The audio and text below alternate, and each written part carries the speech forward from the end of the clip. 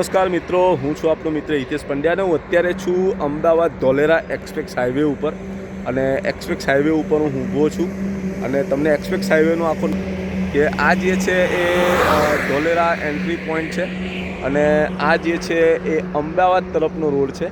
આ રસ્તો જે છે એ અમદાવાદ તરફથી ધોલેરા બાજુ જાય છે અને આ એન્ટ્રી જે પોઈન્ટ છે એ નીચે બગોદરા અને ધોળકા જવા માટેનો આ રસ્તો છે. અહીંયા આગળ બોર્ડ મારેલું છે બગોદરા અને સીધે સીધું ભાવનગર.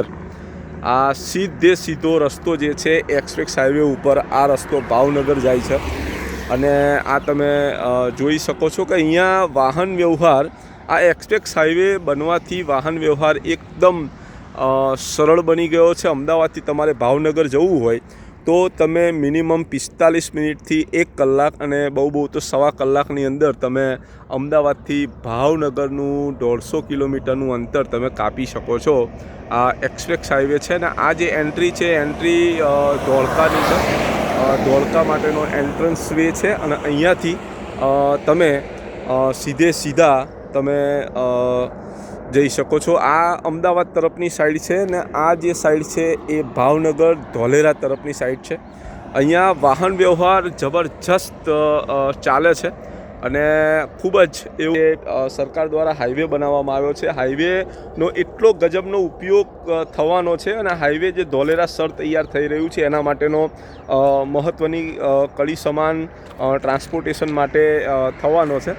અને આની અંદર જે એક મહત્ત્વની વાત એ છે કે અત્યારે જે ધોલેરા બની રહ્યું છે સર છે એ ધોલેરાનું જે ડેવલપિંગ માટે અહીંયા આગળ નજીકમાં લોથલ પણ ડેવલપ થઈ રહ્યું છે, ધોલેરા સર ડેવલપ થઈ રહ્યું છે. તો આ બધું જે બાબતો છે સાથે સાથે સુરત અને ભાવનગરનો જે રોરો ફેરી જે રૂટ ચાલતો હતો ત્યાં આગળ બ્રિજ બનાવવા માટેનું પણ સરકારશ્રીનું આયોજન છે. તો આ જે છે એ બાબત સરળતાથી વિકાસને વેગ આપવા માટેની આખી આ પ્રક્રિયા છે અને સરકાર જે કામ કરી રહી છે અત્યારે હાઈવે બનાવવાનું અને હાઈવેની અંદરનું જે ટ્રાન્સપોર્ટેશન ઇઝી થઈ શકે, એક જગ્યાએથી બીજી જગ્યાએ માલ સામાન તમે સરળતાથી ટ્રાન્સપોર્ટ કરી શકો અને લોકોને અવરજવર માટે પણ આ મહત્ત્વનો હાઈવે સાબિત થવાનો છે.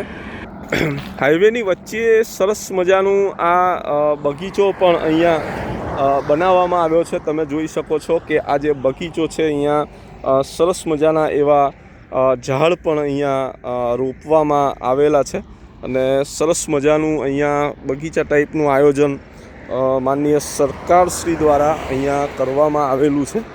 અને આ જે રસ્તો છે એ રસ્તો આખો ઘણો એવો ચોળો રસ્તો એક્સપ્રેસ હાઈવેની વચ્ચે આ બનાવવામાં આવેલો છે. પાણીના નિકાલ માટેની પણ અહીંયા ખૂબ જ સરસ એવી વ્યવસ્થા હાઈવેની વચ્ચોવચ્ચ કરવામાં આવેલી છે.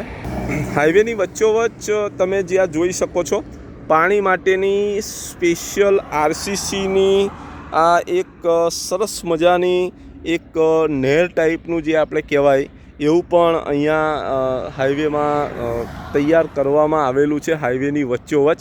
અને એવું કહેવાય છે કે અહીંયા આગળ આ જે જગ્યા છે આ જગ્યામાં મેટ્રો રેલવે પ્રોજેક્ટ આ જગ્યામાં જ ઇન્સ્ટોલ થવાનો છે ને આ જગ્યાએ થઈને જ રેલવે અહીંયાથી જે ફાસ્ટ રેલવેનું પ્રોજેક્ટ છે મંજૂર થઈ ગયો છે. એ આ જે જગ્યા છે આ જગ્યાની અંદરથી એક્સપ્રેસ હાઈવેની વચ્ચે એક્સપ્રેસ હાઈવે બંને બાજુ એક્સપ્રેસ હાઈવે અને વચ્ચેથી ટ્રેન જે છે હાઈ સ્પીડ જે ટ્રેન છે એ ટ્રેન આ રસ્તા ઉપર જ ઇન્સ્ટોલ થવાની છે એવું માનનીય સરકારશ્રીના સૂત્રો દ્વારા જાણવા મળેલું છે. અને એ બહુ જ સુંદર બાબત છે કે વચ્ચેથી ટ્રેન અને બે બાજુ હાઈવે એવો નજારો થશે કે ના પૂછો વાત. આવતા સમયની અંદર ખૂબ જ સરસ મજાનું આ જે અમદાવાદ ભાવનગરનો જે ટ્રાન્સપોર્ટેશન જે બાબત છે એ ખૂબ જ સરસ એવી ડેવલપ થવા જઈ રહી છે મિત્રો. તો આપણે એનો લાવો લેવાનો છે ને લગભગ 3 વર્ષની અંદર આખો પ્રોજેક્ટ છે એ પ્રોજેક્ટ અહીંયા સંપૂર્ણ રીતે સરસ પૂર્ણ કરવામાં આવશે એવું સરકારશ્રી દ્વારા જણાવવામાં આવેલું છે. તમે ધોલેરા બાજુથી આવો એટલે અહીંયાથી તમે ધોળકાની અંદર નીચે એક્ઝિટ કરી શકો છો. આ છે ટોલ પ્લાઝા ધોળકાનું નીચેનું અને આ છે હાઈવેનો નજારો. આ જે ગાડી જાય છે ધોલેરા તરફ જાય છે અને આ જે બાબત છે ધોલેરાથી અમદાવાદ તરફ જવા માટેનો રોડ છે. અત્યારે જે પેલો રોડ જે હતો એ બગોદરા ભાવનગરનું જે સાઇન બોર્ડ દેખાય છે એ અમદાવાદથી ધોલેરા તરફ જવાનું. અને આ જે તમે જોઈ શકો છો કે આ ગાડી આવી રહી છે એ ગાડી ધોલેરાથી અમદાવાદ તરફ જઈ રહી છે. અને આ જે કોરિડોર છે એ કોરિડોર ખૂબ જ સરસ મજાનો થવાનો છે. ને અહીંયા આગળ જ રેલવે પ્રોજેક્ટ, આ જે ઝાડ ઉછેરવામાં આવ્યા છે અહીંયા જ રેલવેનો આખો પ્રોજેક્ટ છે એ પ્રોજેક્ટ ઇન્સ્ટોલ થવા. અને આ જે બાબત છે એ બાબત ખૂબ જ સુંદર અને રમણીય થવા જઈ રહી છે. જોઈ શકો છો કે અહીંયાથી આ એન્ટ્રી છે એ ધોળકા જવા માટેની. અને આ આખો જે હાઈવે અહીંયા બનાવવામાં આવેલો છે મિત્રો, ખૂબ જ ગજબનો આ આખો પ્રોજેક્ટ છે. તો ભવિષ્યના સમયની અંદર આ હાઈવે એ ધોલેરા શહેર માટે, ધોલેરાના ડેવલપિંગ માટે ખૂબ જ મહત્ત્વનો સાબિત થવાનો છે. અને સાથે સાથે હાઈવેની વચ્ચેથી એક્સપ્રેસ જે ટ્રેન છે એ ટ્રેન, ફાસ્ટ ટ્રેન જેને કહેવાય, એ ટ્રેન અહીંયા જ ઇન્સ્ટોલેશન થવાનું છે, જેથી કરીને સરળતાથી ટ્રાન્સપોર્ટેશન થઈ શકે અને લોકોને સુખાકારી એક પણ જળવાઈ શકે. સાથે સાથે જે ધોલેરાનું જે ડેવલપિંગ છે, ધોલેરાનો વિકાસ છે એ પણ સરળતાથી થઈ શકે.